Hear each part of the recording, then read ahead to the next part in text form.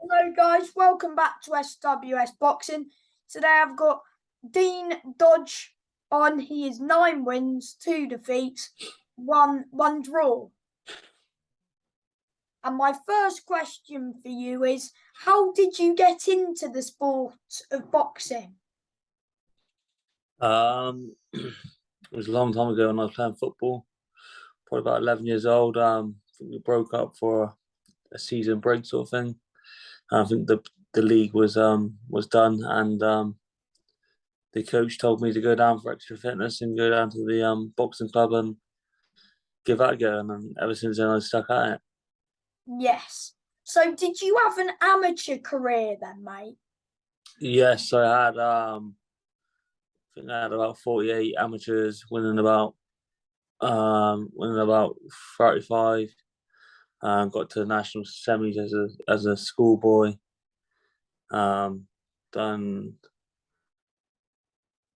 I think I got to quarterfinals as a senior novice, but apart from that, no national titles, nothing like that. Didn't do not really a great amateur career. Boxing quite good kids in that box. Charlie Edwards as a junior.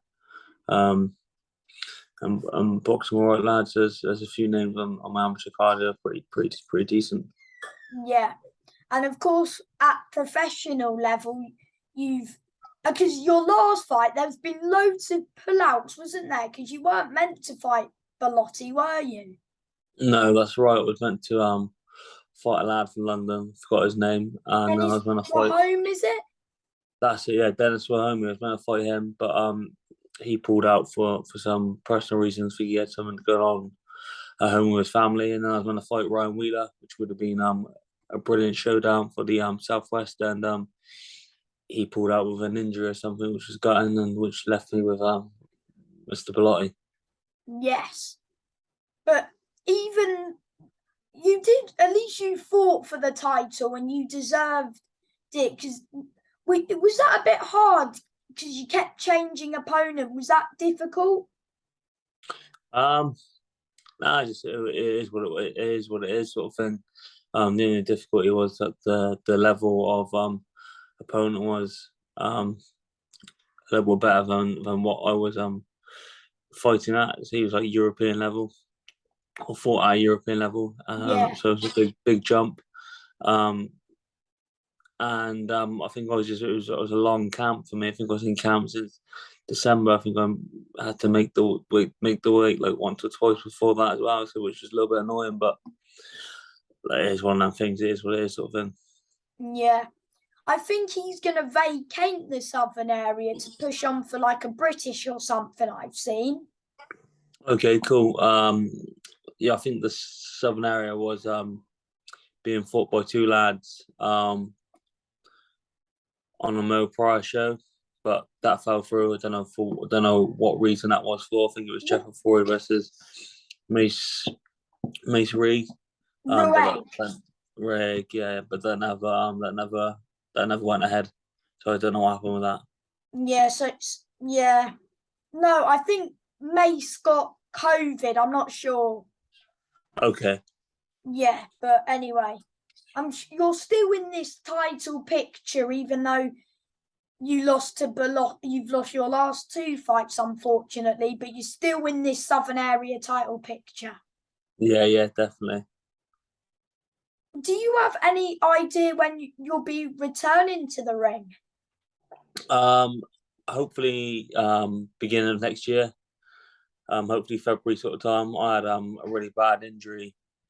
Um, Within that Bellotti fight, I think I tore my rotator cuff. No, I didn't think I did. I tore my rotator cuff about a week before.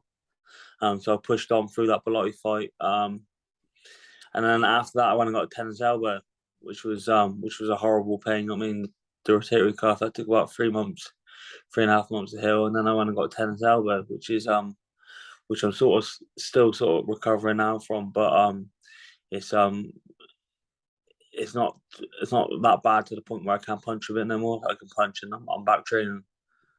Yeah. So would you say the Reese Bellotti fight was your hardest fight so far? Yeah, 100%. You know what I mean? The skill level of what and the people who he's boxed has been at much higher level than what when I fought at. So yeah, it was definitely a big jump up. The only test I already had was Danny Carr, and that was in my previous fight, and then obviously I had a year out because of COVID and nothing was happening. There's no local shows on around here where I'm from, so I had to fight for the Southern area, and then obviously drawn the short card and short straw, and then I had to face Bellotti. You know what I mean? So were you where are you? So are you up Bristol way or Yeovil? Mm. I mean, I'm from Yeovil, which is about an hour away from Bristol, even further down south. So it's in the middle of nowhere. You know what I mean? The opportunities and the opportunities for me down here are very hard. Like for me to even get sparring, I've got to travel 2 hours one way to get any good sparring, and the decent sparring around here for me is in Wales. So and that's a long trek. You know what I mean? An hour and a half, 2 hour drive one way, and then 2 hours back. You know what I mean? So you're talking about a 4 hour commute to get some decent sparring, which is a pain. Yeah, that must be annoying. 100%. You know what I mean? Like a lot of these London lads, they've got sparring always on their doorstep. There's decent gyms within 30 minutes away. You know what I mean? Like so for me, it is annoying and it is difficult. So what gym do you currently train out of? Currently, I'm just training myself at the minute because I feel that's the best situation at the minute, and I'm just going around from gym to gym, sort of sparring and that. And I've been training with Dave. Dave Endless, so he's one of the coaches who was training me for my last fight in tournament. What about Um, Max? I'm not training with Max no more. No. Oh, okay. So your current trainer, are you training with the people who trained you for your last fight? Um, yeah, I think so. I think that's what's going to be on the horizon. I think I'm going to go back and be training with them. Um, it's not all been confirmed yet, but we've had chats and that, and I've been training with Dave a little bit. Trained with Dean Lewis last week. Went up the gym and done some sparring there, but I think we've had chats, and I think we're gonna do a little bit back with them again. Yeah, definitely. Is Nilsson Boxing like your promoter? No, he's not. He was just a promoter who my manager at the time put me on to their show, and Who's your that was that. manager? I don't know. I'm not signed with anyone at the minute. I was signed with Mo Pride, but at the minute I'm not signed with anyone. So are you looking for like a manager at the minute? Um, sort of. I've been in contact with someone, and hopefully next month we're gonna have a good chat and get something sorted. Yeah. So were you upset when you lost your first fight? Yeah, definitely. It was my first defeat, and yeah, I was definitely upset about it. Yeah. But what's been like, what would you say has been the best you've performed so far? Performance wise, was probably with the fight with was with I forgot his name. Was in my last fight before the Danny Carr fight. That was my best performance. Was where I boxed the best. Um, it was I forgot his name who I Did you boxed, but get the stoppage?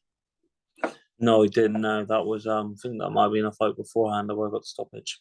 I Yeah, think it because was you got. Nathan Kirk or Dean Jones, one of them, Oh yeah, or maybe it was Dean's a tough man though. Dean Jones. yeah, he was a very tough man. Yeah, he was. Yeah. Do you think he's been one of like the best journeymen you've been in there with? He was definitely the most durable. Yeah, because he's only been stopped twice out of 30 defeats, so he's a tough man. Yeah, he was very tough. You know what I mean? Yeah, I stopped him with I think it was a cut. So will you be boxing at super feather, or are you going up in weight? I'm not sure yet. We'll have to see. Maybe float from between the both. Yeah. Do you go and meet your fans after your fights? Yeah, 100%. Yeah, they're the backbone. You know what I mean? They support me since day one. So always go and see my fans when I can. Yes. Yeah, because you had quite a few people there for your title fight. Yeah. Yeah. I do bring They were I do nice and bring loud for you, mate. yeah, I do bring big crowds when I fight. But London's obviously a bit of a trek away from me, and still think I sold like 80, 90 tickets to go that far. That's brilliant. How Yeah, well, how yeah. how much tickets do you normally sell? Like 100? Um, I mean, the closest shows I've boxed in have been always an hour away from where I live, or even an hour and a half. Where I've always sold between 100, 110, 120 tickets. Oh, so you're good with your tickets, which is good. Yeah, I think I do all right. You know what I mean? Not like a massive ticket seller, but I always get good support. You know what I mean? That's good, mate. After your fights, what's your go-to meal? Oh, what? Okay. Um, I don't know anything like really. Just I like a Five Guys. That's nice burger, nice chips. Um, do like cookies and do like donuts.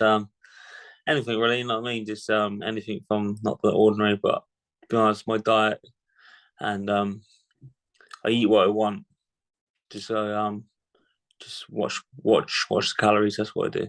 Yeah. Have you been training today? Not today. Now I went for a really big walk with a friend, and yeah, just active recovery day. Yeah. So will you be back in the gym Monday or? Yeah, I'll be doing training myself. Yeah, probably some sprints and then a boxing session. Yeah, so I'll be training 2 times on a Monday. Yeah. Why should people come and buy tickets and come to support you? What makes you different to any other fighter out there? I'm excited. You know what I mean? I've got an aggressive, exciting style. I wear my heart on my sleeve, and I definitely give the paying public their money's worth. Yes, you do every time, mate. Thank you, mate. Yes. And my last question before you go is, do you have any advice for someone who wants to be a boxer? Um, Advice. Um, yeah, you need to be able to sell the tickets. That's a big thing.